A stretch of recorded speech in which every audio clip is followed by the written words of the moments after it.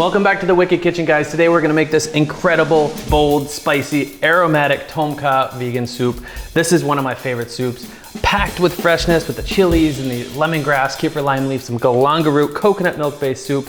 This is incredible. You guys don't wanna miss this. Stay tuned. All right, let's get started. So Thai food is one of my absolute favorite types of food. One, because it's so fresh. There's so many herbs and spices and really just boldness of flavor. And this is really what Wicked Healthy is all about. We get a lot of influence from Thai cuisine. So let's start off by heating up this pan to a medium heat, medium to high or so. So I have some shallots we're gonna start with. You can use any kind of onion, that works as well. I like shallots, a little bit stronger flavor, a little bit of oil in the pan. You don't have to put that much oil. This is a recipe also you can leave out the oil, so if you're going without the oil, just start it off with a hot pan and then you basically hit the dry ingredients in there and then you would hit it with a little bit of vegetable stock to help the caramelization. But we're gonna use a little bit of oil here. Add those shallots. Let's start adding all of these aromatics. So I have the chilies.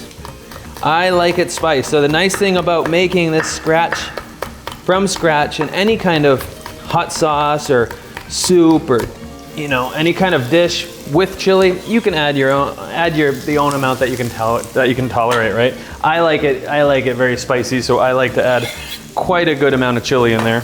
I have some lemongrass. So instead of mincing up the lemongrass, which you can easily do, I just like to bruise it. I like to bruise the lemongrass. And what that's doing is it's releasing a lot of those essential oils. Okay, you're just basically taking the back of the knife. Okay, and I'm just tossing that in. Then we're gonna add that kaffir lime leaf, gonna crush all those up. Gonna make sure you crush them up, really brings out, again, a lot of those oils. Maybe hit a little bit more oil so it's not burning. All right, make sure that's on a medium heat. Just cooking up those aromatics nice. Oh, that smells so good. All right, so we have the aromatics in there. We're gonna use a little bit of galangal root, which I forgot to add.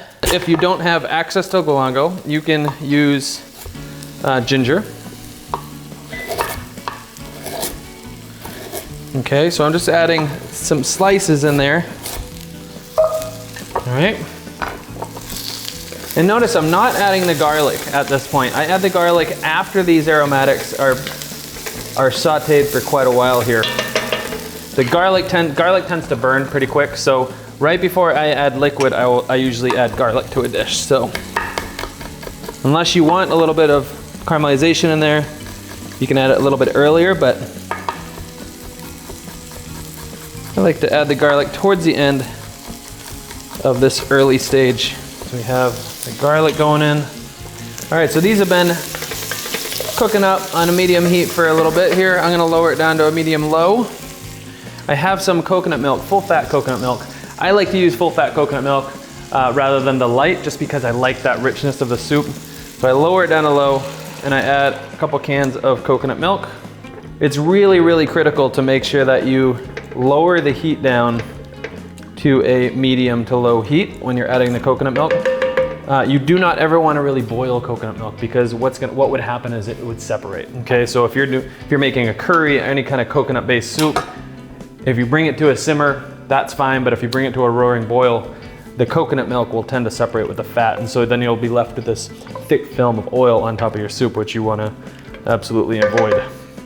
Okay, so we have the coconut milk went in there. I'm going to add double the amount of coconut milk as I have in there with water, okay?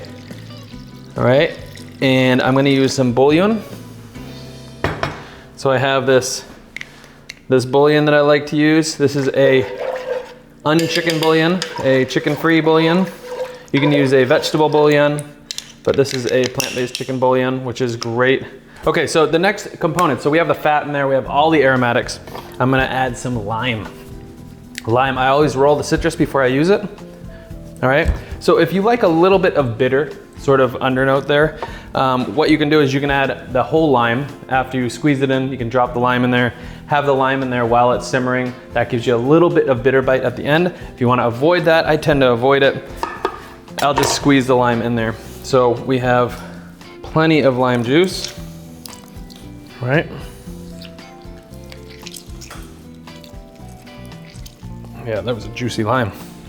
Typically I'll put in about 2 limes in this recipe. That was a very juicy lime though. So I'm gonna add some sea salt as well. And now typically with a lot of Thai food, a lot of people add sugar, especially to curry paste and especially to soup also. I'm just gonna add a touch of agave. Okay, you can add a touch of sugar in there if you wish. So we're just gonna let this simmer. And as you let it simmer, what's happening is you're basically reducing it and you're really marrying all those flavors and you're just you know, emphasizing all those incredible aromatics. I have some broccoli. You can really highlight any veggies here, but I like adding a little bit of broccoli to the soup. It's just, you know, adds a nice texture to it. All right, separate that broccoli. I'm gonna add some carrots, maybe 2. Again, any vegetables you wish in here. I have some tofu, so I have some firm tofu that I've pressed. You don't necessarily need to cook this. You're mostly using the tofu towards the end, because if you sit there and simmer this tofu, it's gonna really break apart in the soup. So I add this tofu at the end after the vegetables are cooked. All right, let's check on that soup. So to finish this off, I have some Thai basil here. Use regular basil if you wish. It's a really nice way to garnish the soup. Over here I have some flowering cilantro, as I mentioned. So we're gonna finish the soup with those. We're gonna check on that soup. Let's add the carrots and the broccoli.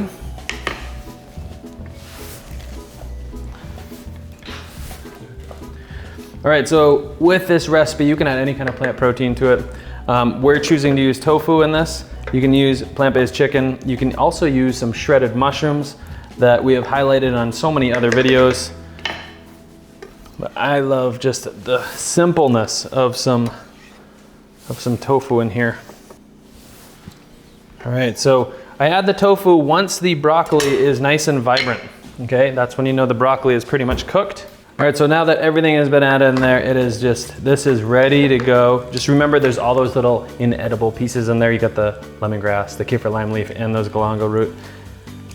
You just let your diners know before you actually serve this, right? Let's go ahead and serve that up. This is lunch right here. Perfect the next day as well.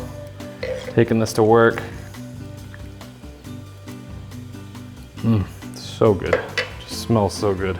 I'm gonna finish that with some of that cilantro, that flowering cilantro. It's so pretty. So pretty, and still has that punch of cilantro in there. A little bit of that Thai basil. I'm just ripping it up. I'm not putting whole leaves, I'm just ripping it up though. It adds a little bit of chili in there as well, right? I love the spice. A little bit of extra chili. And there you have it, a incredible aromatic vegan Tom Kha Soup, packed with flavor, all those nice bold flavors. Be sure you try this recipe. Subscribe to our channel. Until next time.